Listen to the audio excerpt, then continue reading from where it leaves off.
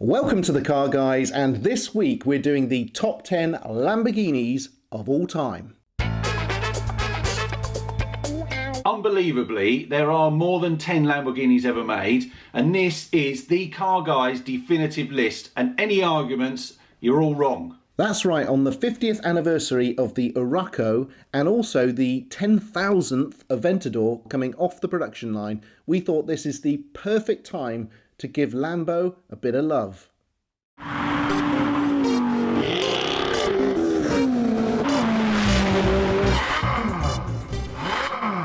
Right, this is it, folks, the one you've been waiting for, the 10 best Lamborghinis of all time.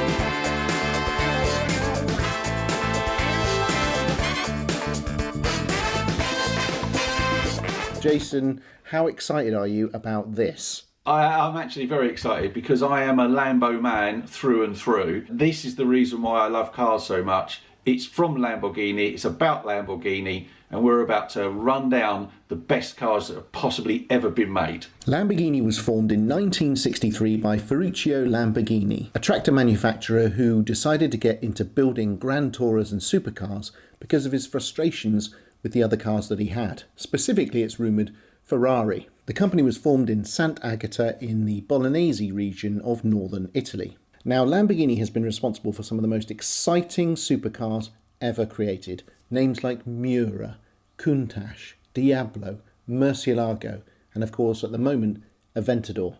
These are benchmarks for supercar performance, but also, crucially, looks. Think supercar, you think Lamborghini. Lurid colours, scissor doors, outrageous engines and exhausts. That's what Lambos are all about. If you're not in, you're out. Scissor doors, for goodness sake. I mean, the cars are just mental. But now let's crack on with the Car Guys 10 best Lamborghinis. Mr. Jason, give us your first pick. Well, this is the best car that's ever been produced in the world ever, bar none.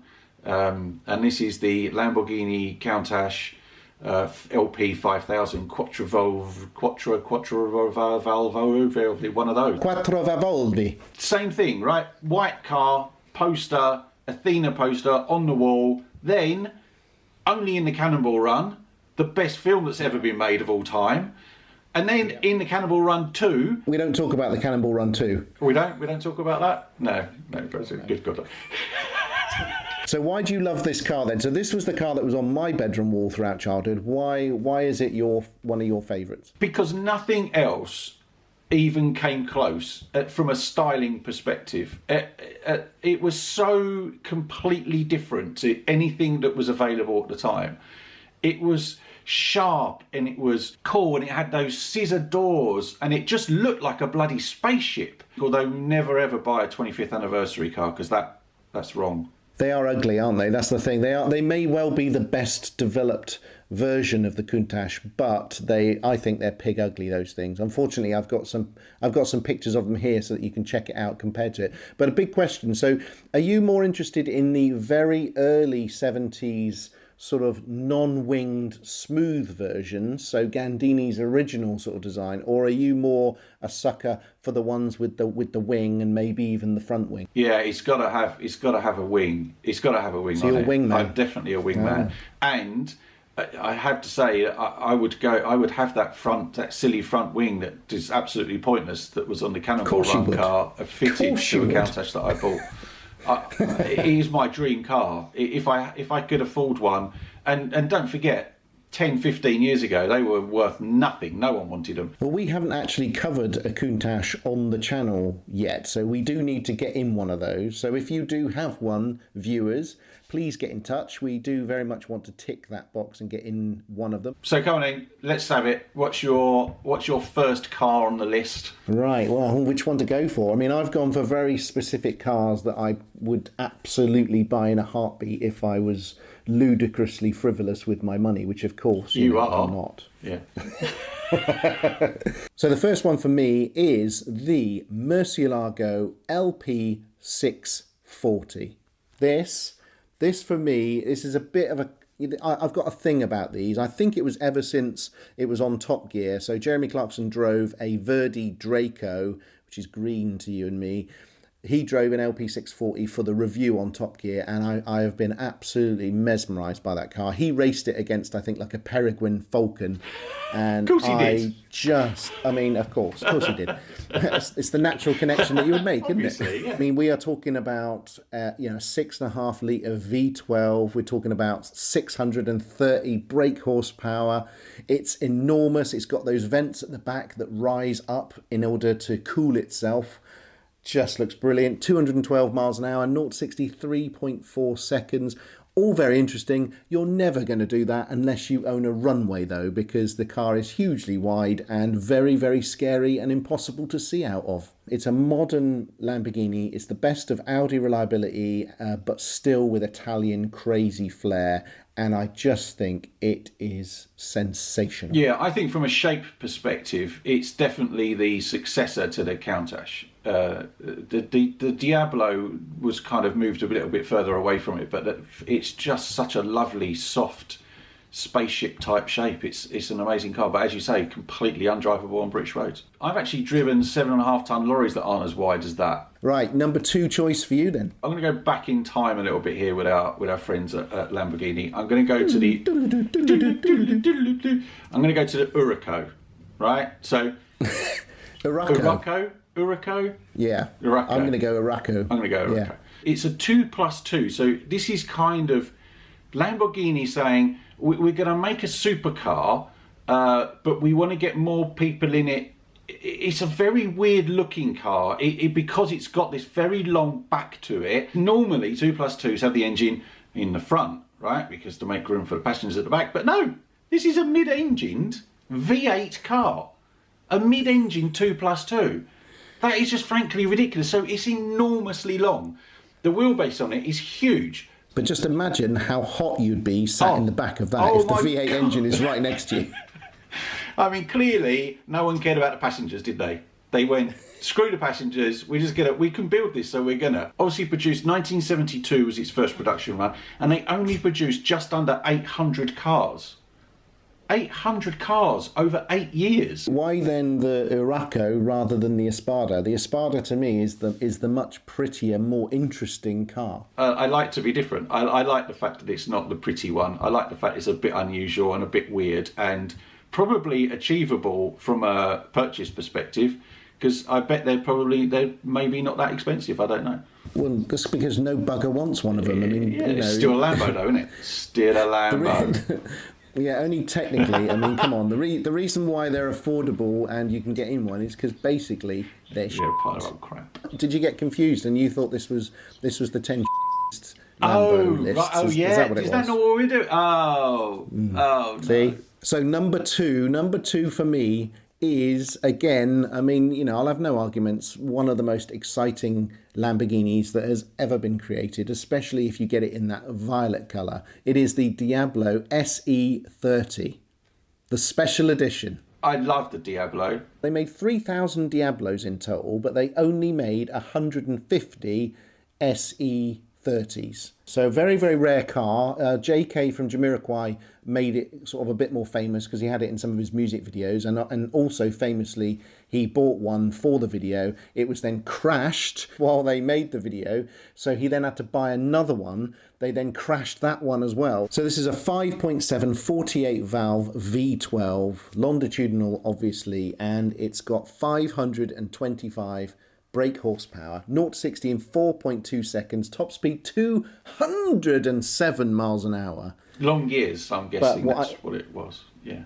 Yeah, exactly. 4.2 seconds isn't that fast, is it, these days? It's not that fast by these days' standards, no. And to be honest, it was only slightly faster, I think, than the standard Diablo. It's got lots of special bits on it. Not least, it's got a jet fighter style fuel filler cap on it. Eh? How about that? Oh, well, of course, because it's the rarest one and it's the coolest one. Not least because of the Jamiroquai connection. I really like those cars. They're absolutely amazing. I love it. Go and get a Diablo SE30. Amazing. I've had two of them. Crashed them both tonight. So my third choice is the Jalpa. And the hits just keep on coming. I mean, I'm going to say Jalpa, but if I was a little boy, I'd call it a Jalpa. Why in the name of all that is holy did you want basically what looks like a van? It doesn't look like a van. Why would you say that? It looks like a Desposo Pantera. It has that feel to it. Do you not think? It has that... It absolutely does. Absolutely. To the point of copyright. Yeah, it is. Yes, it is to the point of copyright. And I'm not quite sure who copied whom. There's definitely some cross-pollination between these two models, I think. This is kind of your 308 version to... Like a baby Lambo This type is the thing. baby Lambo. So this is where the Huracan comes from. This is where the Gallardo comes from. It's that baby Lambo V8 version. And that's what I love about it. You know, 1981... It was starting to come out, so it was a direct competitor to the 300 series Ferraris. It was a Lambo for the people. How about that? Probably about 800 people, I'm guessing. No, 400 people. 400 people? The trouble is, it wasn't Bloody hell. very popular. That many? It wasn't particularly popular. All right, mate, how's it going? What you got there? Hey, I've just pulled up in my Jalpa. I love it. Look at this. I also think, and this may not be true, but I think that when Chrysler took over Lamborghini, because Lamborghini was struggling, the first thing they did was can the Jalpa. So third choice for me is a car that I own. It's the only Lamborghini that I now own, but it is the Gallardo or Guidado, however you're going to pronounce it, 552 Valentino Balboni. So it's a limited edition car. It is two-wheel drive only. It is a complete animal. It's in black. It's got a white and gold stripe that runs through the whole car. I've owned it for quite a while. It's, I think, a 2010 car. And it was created to honour Lamborghini's legendary test driver, Valentino Balboni, who was the guy who personally test drove all of those Countaches and Diablos. I just think it's one of the greatest modern Lamborghinis, and I think a future classic. Yeah, I find nothing there to disagree with at all. It is an amazing car to drive.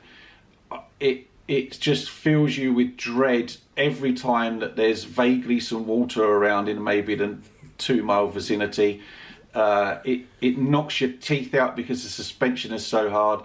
Your arms physically feel like they're going to fall off after 3 corners because the steering is so solid. But everything about it makes you smile. It is a real event and physical event to drive, and that's what the great thing about it is, right? It's such a great car, and it looks amazing standing still as well. It's so small and compact. Exactly, it's a lovely little petite car. It makes you smile as you hurtle towards the dry stone wall Impending sideways. They made 7,000 Gallardos in total, and there is believed to be less than 10 right-hand drive manual Valentino Balboni. So it's a very, very special car for me, and that's probably why it stuck around. Right, okay, so your next choice then.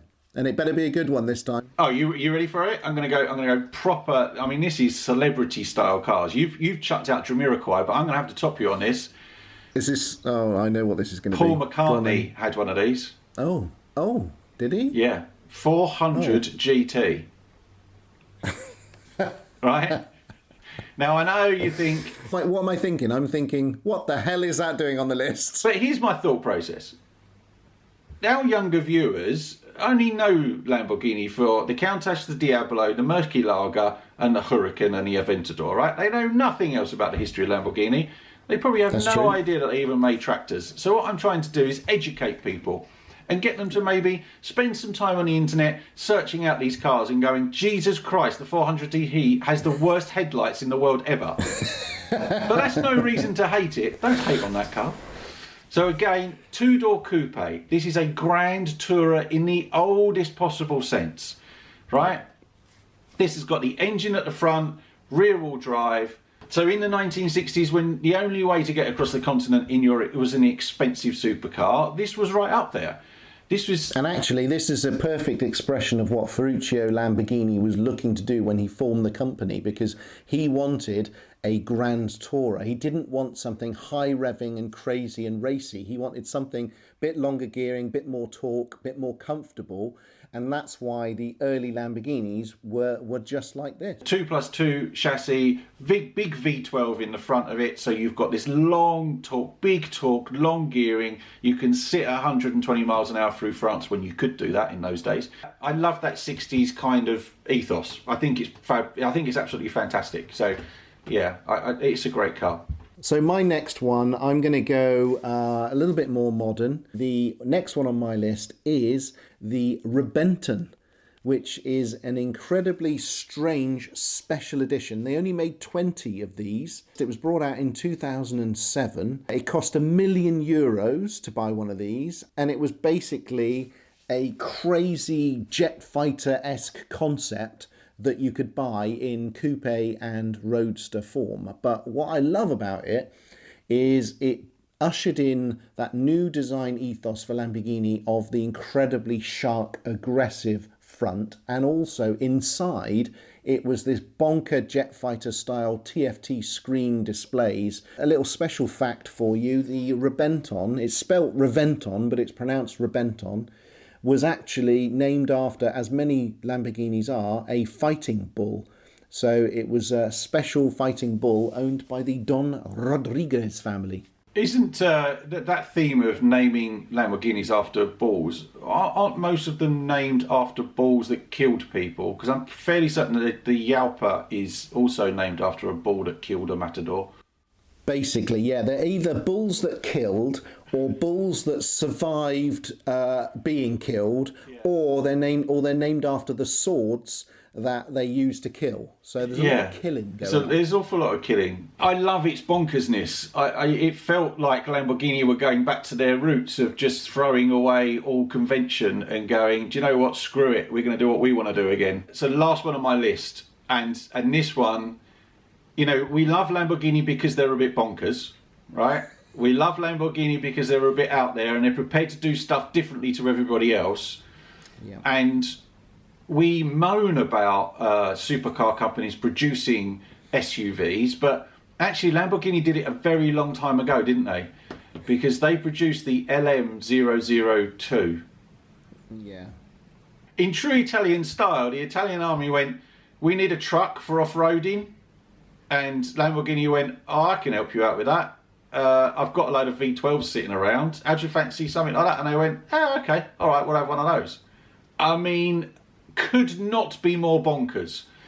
The tyres on this car are specifically designed to run on sand. I think Rod Stewart had 3. Of course he did. Of course he did. Probably did the school run, didn't he, with his vast number of children. They are enormous things with a V12 shoehorned into it. Just the most bonkers car you can possibly imagine. And I love it to pieces for that very reason. I'm not sure how far I'm with you on this one. I mean, I like the fact that it exists, but I would never own one. Oh, no, don't get me wrong. Don't get me wrong. I'm not suggesting and for remember, 1 minute. We said the best Lamborghinis, yeah? The list was still the best Lamborghinis. Yeah, okay, fair enough. I still think this is an amazing Lamborghini. The fact that it even exists should tell you everything you need to know about Lamborghini as a brand before it went to Audi. All right, then, come on in. Your last one. What's holding up your list? I think I know what's coming. My last one, exactly. My last one is perhaps the greatest Lamborghini that has ever been created. No arguments. It is, of course, a car that I want more than life itself. It is a Lamborghini Miura SV. This is the one. Only made in 1971 and 1972, so made in my birth year. We are talking about the Miura, the most beautiful supercar that has ever been created. This is the SV one, the hot one, although it's not that much hotter. But certainly this is where the ultimate version where they'd created it. I'm not too crazy about the sort of Jota version, the last line really bonkers one. For me, the SV is perfectly fine. I saw a beautiful duck egg one at a car show once that I fell in love with. But to be honest, any of them are fine. 4-litre V12, 375 brake horsepower, which, you know, you can imagine in the late 60s, early 70s was plenty fast enough. Fairly terrifying, I would have thought, in that car. But they only made 150 SVs. They were affordable. They're a lot less affordable now. I'm pretty sure we're talking, what, 2 million quid now for one of these? We'll have to check that. They'd already announced the Countach when the SV was produced. So it's like the last hurrah of the Miura. And I know that Miuras are a little bit mechanically suspect, shall we say? Is that the kind way of saying it? You look at the interior of these cars, it's pure 60s style. You've got buttons up in the roof. You are not going to get a prettier, more iconic supercar than this. If I have to sell many of the cars in the collection to one day own a Miura, and maybe even hushed tones a Miura SV, then maybe that's something that I've got to do perhaps later on in life. I just think it's the most fantastic car, and the way that you can tell an SV from the normal Miura. Do you know what this is? Do you know the big difference? Apart from the badging, SV doesn't have those eyelashes on the front headlights. Oh, so it's just smooth. So that's how you can tell. Oh, nice. And the other great thing about the SV is it was featured exclusively in the Italian Job film right at the very beginning. It was, yeah, absolutely fantastic. I mean, that really epitomises everything about supercars, isn't it? The driving it round the Alps, cool shades on. I mean, that you just want to be that guy, don't you? You just want to be that guy. Yeah. You're not obviously crashing into the digger. That would be a dream one day, to take a Miura on that sort of road trip, kind of like the road trip that I did recently in the Pista Spider. But just imagine doing it in a Miura SV. Oh, it'd be incredible. It'd be incredible. So I tip my hat to you, sir. Your list is definitely more popular Lamborghinis, more bestier Lamborghinis. No, that certainly is. That's an amazing car, and that duck egg colour is stunning. I'd have one in orange as well. I think I'd like it. Yeah, I mean, I'm not sure there's a bad colour. I think I saw a black one, looks stunning. I've seen him in red. You get him in two-tone as well. The green, the yellow, the orange, they're all fantastic. Well, one thing we should go through is some of the honourable mentions, because obviously lists like this, we always get tons of amazing comments, but most of the comments are made up of people going, "I can't believe you didn't include this." Well, yeah, of course, it's a list, therefore, by definition, you're not going to have all of them in there. So for me, honourable mentions have got to be the Espada for its pure bonkers massiveness and the amount of glass that's on the back of it. Yes. Crazy. Yeah. Aventador, SVJ. Yeah, I mean, another I think so. Complete bonkers car. Diablo 6 litre, so one of those sort of cars when Audi took over, so a real last of the line Diablos, I think, are amazing cars. Murcielago SV, of course, Murcielago, it's the crazy stripped out version of that. Performante. The Performante, I had one of those. It is an incredible car. It no is doubt about a it. little bit soulless, but an amazing thing to drive. The Sesto Elemento, the Centenario, and the Veneo, which, they are amazing sculptures. I'm not sure how easily you could parallel park them, but I don't think you're parking them. You're driving them into your garage that has a turntable on it, and then they turn round so you can drive them back out again. That is the only time that you're stopping. Yeah. So there you go. Any final thoughts from you, Jason, on this one? Only that, as a brand, Lamborghini pulls at my heartstrings. But the older stuff, more importantly, I think Lamborghini recently has got a reputation for rich kids with big exhausts being dickheads. Can you say dickheads? Can't say that, can I? Of course we can. Of course you can. Rich kids using their big exhausts to make noise where they probably shouldn't. They're showy-offy, but in the wrong way. You should never wrap your Lamborghini in anything that's chrome or gold or anything like that, because that is chavvy. So if you can have one right now, which one would it be? Countach. Every single minute of every day. The Miura would be the ultimate one for me, but also that LP 640. If I wanted one that I would actually drive, I think I'd be too terrified to drive the Miura. But if I actually wanted to drive it, I think the Murcielago LP 640. That's it. No more questions, no more arguments. That's it, we're done. Thanks for watching this episode on the 10 best Lamborghinis of all time according to the Car Guys. Absolutely. We read every single comment, and don't forget to ding the notification bell to let you know when the next video is uploaded. And don't forget also, if you fancy a bit of merch, check out the Car Guys merch available from our website and below this video in YouTube. There'll be another Car Guys episode along next week.